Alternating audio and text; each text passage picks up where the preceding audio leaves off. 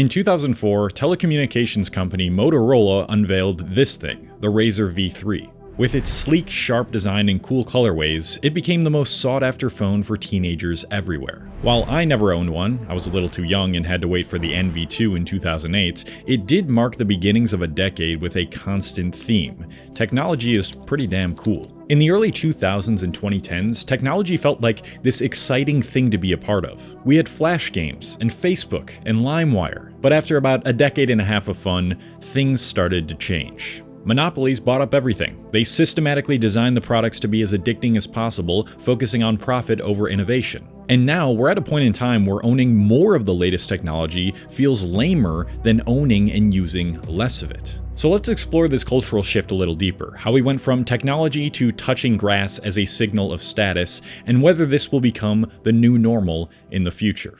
Let's return to that pic of me circa 2009. Hey, first off, shout out to Aeropostale for absolutely carrying my wardrobe back in the day. If you know, you know, but let's examine my excitement a little bit more. I was fortunate enough to grow up in an era where information was democratized and regulations and restrictions on that information were scarce. How could I have not been stoked to hold a phone in my hand? This was about to become the new normal, and I was at the forefront of it. Part of that excitement, though, came from wanting to be someone in this new world. When you're young, you don't exactly know who you are yet, so you look outward. You want to prove that you're in the loop and that you get it. And back then, technology was the ultimate shortcut to that type of belonging. Owning a computer and knowing how to use a phone were the early status symbols. If I wanted to download music for free for my iPod Nano, I'd either ask my older sister, who knew more about LimeWire than me at the time, or watch a classic YouTube tutorial with Darude's Sandstorm blasting in the background. Then I could show my friends how to do the same thing and everyone would be like, whoa, this shit is so cool, man. On the surface, this might seem like a new advancement of status, but when we really dig deeper, it's more like an evolution of the same thing that's always signaled wealth and prosperity: literacy. Before the advent of electricity and what came out of it, there was a massive separation of gathered intelligence between the rich and the poor. Much of the world didn't even possess the ability to read or write because books were still handwritten, costing thousands of dollars. It's a point I went over in much more detail in my post-Literate Society video, but if you owned books and other physical media and could read them and articulate your thoughts better through a writing practice, you had the most sought-after characteristics any human could hope to have and were likely close to people with large amounts of wealth. Now, of course, when modern technology was introduced in like the 1990s, that still mattered a ton, but being technologically literate mattered much more, at least from a status standpoint, than owning a bunch of books and being able to read them. By that point, pretty much everyone could read and write, but what many people couldn't do is use Google to find exactly what they were looking for. They didn't know how to download games or music illegally, or how to build a website, or how to get a cool moving background on their phone with a physical keyboard. So these became the new signalers of being in the in crowd and being on trends before they became mainstream and everyone adopted them. Having the time and mental bandwidth required to spend hours on the computer was seen as something only reserved for the intelligent. Any average person trying to approach the complicated user interfaces of the late 90s and early 2000s would find it overwhelming to try and understand what exactly was going on. And you can see this reflected in the labor market during this time. An article from 2003 in the National Bureau of Economic Research found that those working with computers or the internet tended to work 5 to 6% more hours than other workers, and those who worked with the internet worked 4% more hours than those who use computers but not the internet. So in a way, technology was kind of gatekept as a place for only the people who grew up with it, at least in the cool parts of it like MySpace, Facebook, and Flash games. But just as it was with reading, eventually phones and computers became the new standard for everyone. By the early 2010s, it was clear the internet was here to stay and businesses needed to adapt to fit the change. According to Brookings Institution analysis on the US job market, the share of jobs requiring medium-high digital skill levels rose from 44% in 2002 to 70% in 2016. And as a result, more big corporations started to infiltrate the online spaces we hung out in to have fun and be cool. Streaming services like Netflix and Hulu solved the piracy crisis, giving people unlimited options to get almost any movie or TV show they want without potentially downloading a virus that gave your PC the blue screen of death. Blogs became riddled with advertisements as it was clear that digital marketing was the new frontier for making stupidly large amounts of money. By this point, you could not afford to remain technologically illiterate. The world was about to live more on here than it was out there. Then the late 2010s rolled around, and the last couple decent places to spend time on the internet without feeling like you're being bombarded with corporate slop were about to receive a monetization overhaul: social media and flash games. Due to security concerns and the rise of mobile gaming, in December 2020, Adobe Flash Player, the plugin that powered almost every flash game across the web, was officially removed from all major browsers. Now, instead of finding loads of short, enjoyable free games to pass the time with, you had to settle for heavily paywalled, often subscription-based ones. Most major AAA games became riddled with battle passes, purchasable DLC and skins, and of course, gambling in the form of loot boxes. The image of a crusty dude playing World of Warcraft in his basement was no longer an anomaly, but rather a very easy trap to fall into with most modern games due to their addictive and incredibly stimulating nature. And social media grew in a similar trend. The first nail in the coffin was turning social media from a place of community to discovery. When Facebook's wall and YouTube's homepage showed more recommended content than content from people you follow, it was clear that shareholder value became the main prioritization of these companies. Sure, it helped smaller creators get discovered, but the quality of the content and how much that content got people to follow that creator started to matter much less than just grabbing as much attention as you could to boost oneself in the algorithm. And then, of course, we kind of gamblified social media too in the form of short-form content. Short-form content works on the brain the same way that slot machines do. It is a series of unpredictable rewards that usually give you just enough breadcrumbs every few videos in the form of a laugh or interesting information to keep you wanting to scroll forever. In other words, the internet became less of a new place for cool people to hang and more of an addictive, inescapable hyper-reality. I know we know this, but now it's on paper. Now it's real. Nat Geo just released an article regarding a psychologist who was studying the effects of traumatic events being shown on media, social media, whatever. It's not looking good. With regard to traumatic events such as 9/11, the Boston Marathon, and Charlie Kirk, people who consumed that content on social media, where it's more unregulated compared to newspaper or broadcast news, were more likely to experience symptoms of PTSD.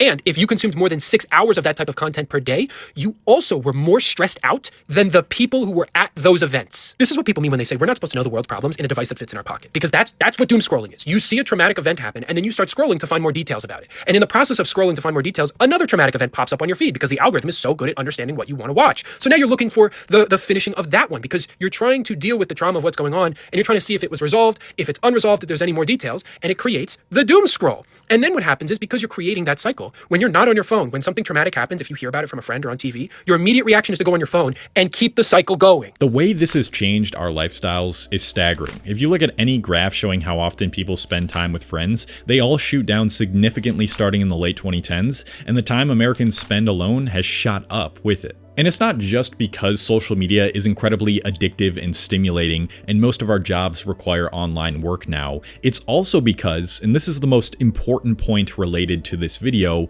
that most people, I'd argue, feel like they simply just don't have enough time to dedicate to anything else. We don't necessarily work more on the clock, but we work after hours while our bosses keep pinging us on Microsoft Teams. We have longer commutes, and most of the third places, aka places outside of work and home to hang out with other people, that do exist either cost a lot of money or aren't really designed to make friends in. These are things I've talked about in great length, so if you want to hear about those things specifically, like third places and work taking over our lives, I'll leave some links in the description of this video. So we've gone from book literacy as a sign of status to cool tech literacy as a sign of status, but since corporations have sucked all the coolness out of technology, the question is, what comes next? Well, the only thing I can see naturally developing out of a world that demands you stay locked into your devices is to become perpetually locked out. In other words, touching grass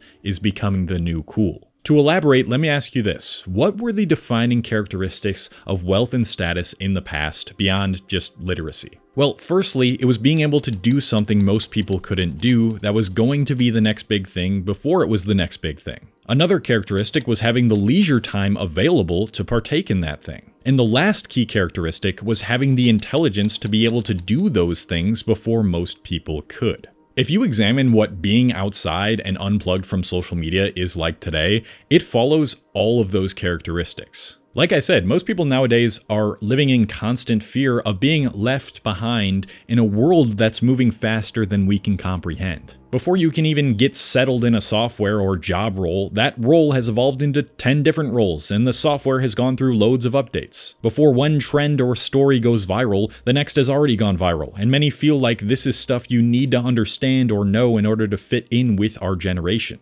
To not have to keep up with the pace of the world, to be able to log off and spend loads of time outside or doing hobbies unrelated to the internet, almost implies that you've either achieved enough wealth to no longer be caught in the rat race, or that you simply just don't care about knowing online trends and don't care what others are thinking. Either way, these are both extremely attractive, cool qualities. I heard something interesting from Chris Williamson from the Modern Wisdom podcast. He was talking about how in the past, if you had a hobby that wasn't related to tech maybe, or something within the cool sphere at that time, it was kind of seen as weird. But now if you have a physical hobby where you're doing physical things, whatever it is that might have been seen as weird or nerdy in the past, you're basically automatically seen as whoa, that's a cool guy, because you have the time to dedicate to something that isn't related to the internet or social media, and automatically people think, well, this person's got something. There's something different about them. And on top of that, to have the mental fortitude to not be addicted to the internet or video games or any of these things that are now designed to keep you hooked on them forever signals an outstanding amount of discipline and work done on yourself, which is also cool. While everyone else is scrambling to stay focused for more than a few minutes without pulling out their phone,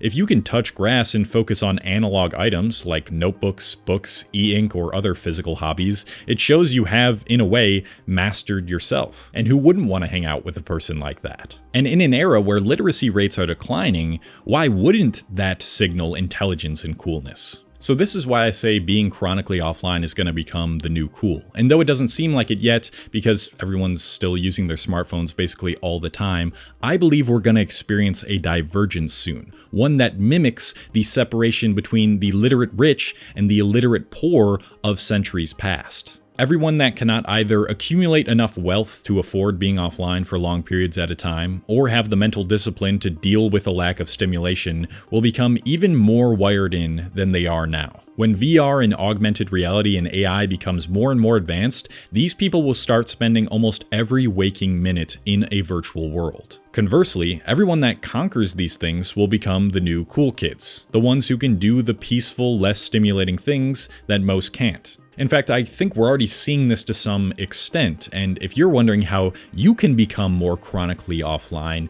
listen to this part. I don't know about you, but I feel like I've been seeing way more videos about returning to analog gaming, like using Game Boys or Nintendo DS's or emulating through the Steam Deck. Being off the grid in private instead of having a massive following is its own sense of status in and of itself too. And then, of course, the classic reading. Reading is kind of becoming the new Flash games of the late 2020s. People who actually have the attention span to sit through and finish entire books are being portrayed as possessing high levels of intelligence or status as well, ironically through social media. But if social media has to be the medium through which people see how cool it is to not know everything, to not be tapped in, and to spend more of your free time on things that don't require you to stare at a screen, then I'm fine with that for now. Honestly, I'm really hopeful for the future. I know I said that there's a subset of people who are going to become even more digitized and wired in than they are now, but I also believe that that subset of people who are tapping out and locking out and realizing how great it is to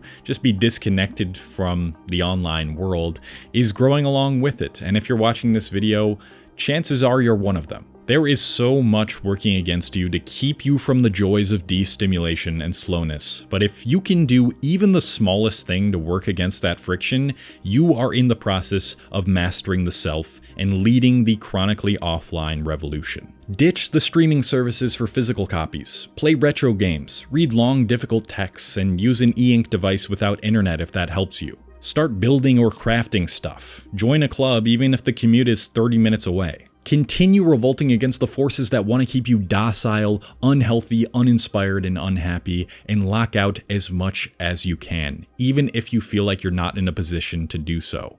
Then influence other people around you to do the same, and watch how being chronically offline becomes the new cool.